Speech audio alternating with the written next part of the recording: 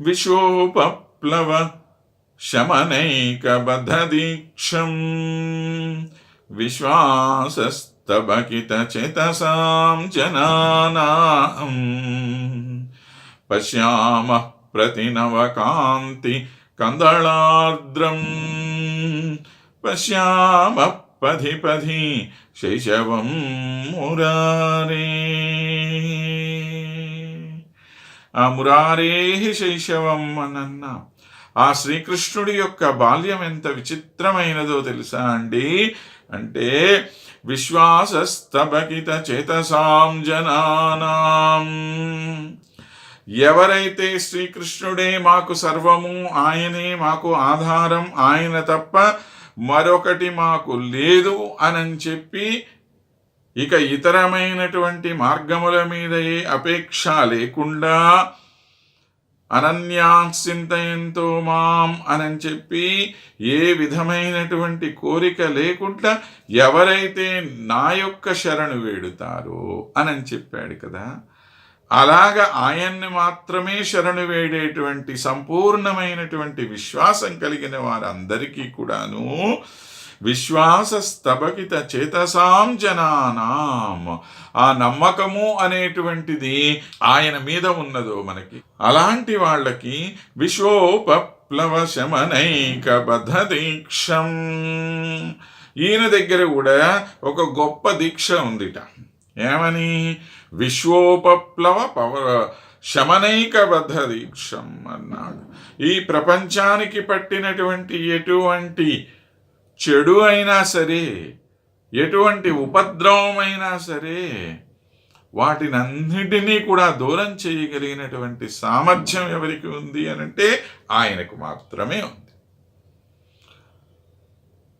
ఇప్పుడు ఏదో రకరకాలైనటువంటి రోగాలతో ప్రపంచం అంతా కూడాను అల్లాడిపోతూ ఉన్నది కదా. ఇది అన్నిటి కూడా దూరం అవ్వాలి అనంటే ఏంటి కావాలి? ముందు మనకి ఆయన మీద సరి అయినటువంటి శ్రద్ధ, విశ్వాసం, నమ్మకం ఈ మనస్సులో కలిగి ఆయన్ని గనక మనం వేడితే అవశ్యం మనల్ని రక్షించగలిగినటువంటి సామర్థ్యం కలిగినటువంటి వాడు. ఏం చేస్తాడండి? ఆయన వచ్చి వీటన్నిటిని తరివేస్తాడా? ప్రతిదానికి ఆయనే రావక్కర్లేదు. పరిస్థితి తాను కల్పించగలిగినటువంటి వాడు. ఎవరి సృష్టిలో అయితే ఈ ఉపద్రవం జరిగిందో ఆ సృష్టిని మార్చి మరొక సృష్టి చేయగలిగినటువంటి సామర్థ్యం మరలా ఆయనకు ఉంటుందా, ఉండదా? ఒక యంత్రం మనం తయారు చేసామనుకోండి, ఆ యంత్రం సరిగ్గా పనిచేయట్లేదు. ఏం చేస్తాం మనం? మరలా ఆ యంత్రాన్ని రిపేర్ చేసి సరైనటువంటి రీతిలో పెడతాం మళ్ళా. ఇప్పుడు ఈ ప్రపంచం మొత్తం కూడా ఆయన యొక్క సృష్టి కనుక ఈ సృష్టిలో ఎక్కడన్నా ఏదన్నా ఉపద్రవం జరిగితే ఆ ఉపద్రవాన్ని నుంచి మనల్ని రక్షించేటువంటి సామర్థ్యం మరలా ఆయనకే ఉంటుందా, ఇంకెవరికన్నా ఉంటుందా? కాబట్టి ఆ విశ్వోపప్లవ శమనైకబద్ధదీక్షం అని చెప్పి అన్నాడు. అలాంటి ఒక గొప్ప దీక్ష కలిగినటువంటి వాడు ఆయన. అలాంటి ఆ మహానుభావుణ్ణి ప్రతి నవకాంతి కందళార్ద్రం అని చెప్పి అన్నాడు.